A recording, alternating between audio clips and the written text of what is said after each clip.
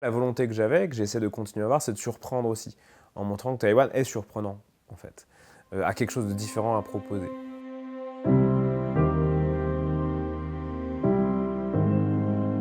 Dans mes yeux, à l'époque, à la fin du lycée, la Chine, c'était un peu l'altérité totale, quoi. Mais moi, j'avais voulu m'inscrire au cours de cantonais, mais il n'y avait plus de place. Donc mes profs m'ont dit, ben écoute, là on vient d'ouvrir un cours de taïwanais. Moi, Taïwan, j'en avais jamais trop entendu parler. Et donc elles avaient aucune méthode en fait, c'était vraiment pas très organisé, mais ils transpiraient de leur cours une passion, une volonté de parler de Taïwan, quelque chose en fait d'assez touchant.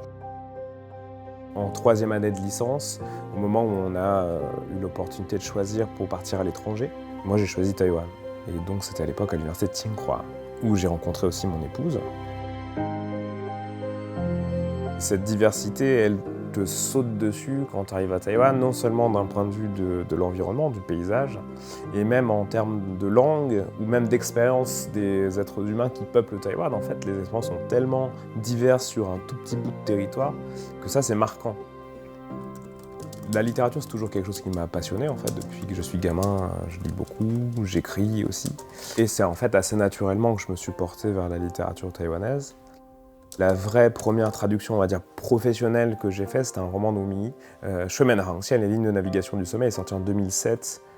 2011年还是2022年，关丑琪教授写了一封信给我，说喜欢我的作品，想要翻译我的作品。我的感受是，像小关对台湾文学的认识，比我认识的很多台湾的研究生都还要深入，可以从小关的身上看到纯然的热情。Ce que j'aime beaucoup chez Oumi, par exemple, c'est la tentative d'aller explorer comment est-ce que des espèces non humaines, par exemple, vivantes, voient le monde. C'est quelque chose qu'on ne peut pas faire en tant que scientifique ou en tant que chercheur, chercheuse. Oumi, il essaye de le faire avec la littérature. C'est ce que nous permet de faire la littérature. 因为我的作品都已经翻译很多年了，那他都跟我讲说，持续会有法国的文学工作者、作家、评论人或者是读者写信给他。我觉得他的作品就开启了这样的一个契机，读者会反映给你翻译的品质。Moi, j'aime beaucoup participer aux festivals littéraires de bande dessinée. Je crois que les premiers festivals que j'ai faits, c'était souvent en partenariat avec des institutions culturelles taïwanaises. Et en tant que traducteur, on se retrouve un peu au milieu. Les organisateurs apprécient en fait d'avoir des gens comme ça, à la fois pour recommander des artistes. 因为对台湾以外的世界来说，对台湾都很陌生的。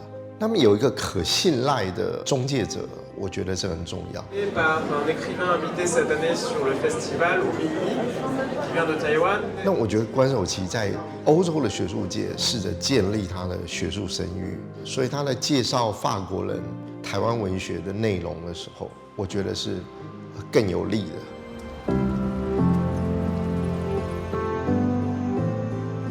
Je suis arrivé à Lyon 3 en tant qu'enseignant en 2018. Voilà, ça fait la 4e année que j'organise, alors souvent avec d'autres collègues, des événements dans le cadre d'un programme qui s'appelle Spotlight, qui est en partie financé par le ministère de la Culture à Taïwan, où on essaye chaque année de mettre en place différentes choses, des événements à la fois culturels et académiques.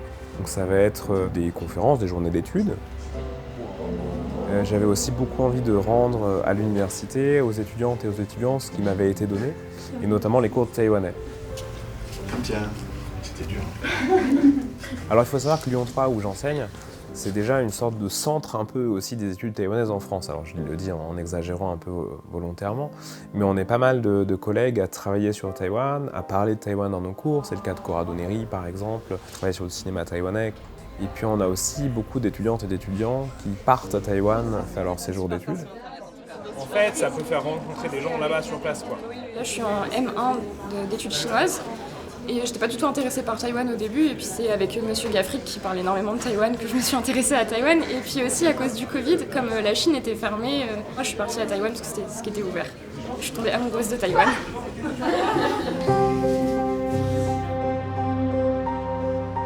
J'ai eu la chance de rencontrer Philippe Thiollier de la maison d'édition L'Asiathèque, qui m'avait été recommandé par Stéphane Corcuff. Et on a décidé en 2015 de lancer cette collection Taïwan Fiction. L'ambition, c'était vraiment de montrer la pluralité des voix à Taïwan. Et donc en ce sens, on a eu envie de publier par exemple des auteurs autochtones de Taïwan. Ce ne sont pas des voix folkloriques ou anthropologiques, c'est vraiment des voix littéraires. Ou par exemple, le roman qui a vraiment lancé notre collection, qui est un roman de Tida Wei, qui s'appelle Membran, qui, à travers Taïwan, raconte des choses sur notre existence. Et là, c'est typiquement un exemple de ce que moi j'aimerais ou ce que j'essaie de promouvoir ou de faire connaître en France. Ce que je raconte souvent aussi, c'est qu'en allant à Taïwan, en lisant de la littérature taïwanaise, moi, ça me redonne confiance dans le pouvoir de la littérature. Qu'en France, on est un peu perdu, où on se dit, ben voilà, c'est la fin de la fiction, aujourd'hui, il faut raconter le réel, le vrai. Taïwan nous montre un peu l'inverse, en fait. Depuis Taïwan, parfois, on a la sensation que la littérature chinoise domine encore beaucoup à l'étranger, ou qu'elle occupe en tout cas un espace cognitif assez important. Mais pour ce qui est de la France, mais je pense que ce n'est pas uniquement le cas de la France, il se publie aujourd'hui, je crois, plus de romans taïwanais chaque année que de romans chinois. Donc là, en fait, la littérature taïwanaise est aujourd'hui assez bien installée dans le paysage littéraire français, notamment dans le paysage de la traduction. 像关守琪这样子的文化人士的人生，已经跟台湾不可能切割了，因为他们都把生命里面最重要的时光拿来做这两国之间的文化交流的事，很感谢他们。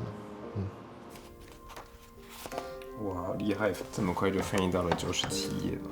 Je pense que ce prix, c'est aussi avant tout un encouragement pour Taïwan, en fait, et pour continuer à faire exister sa voix et son point de vue sur le monde.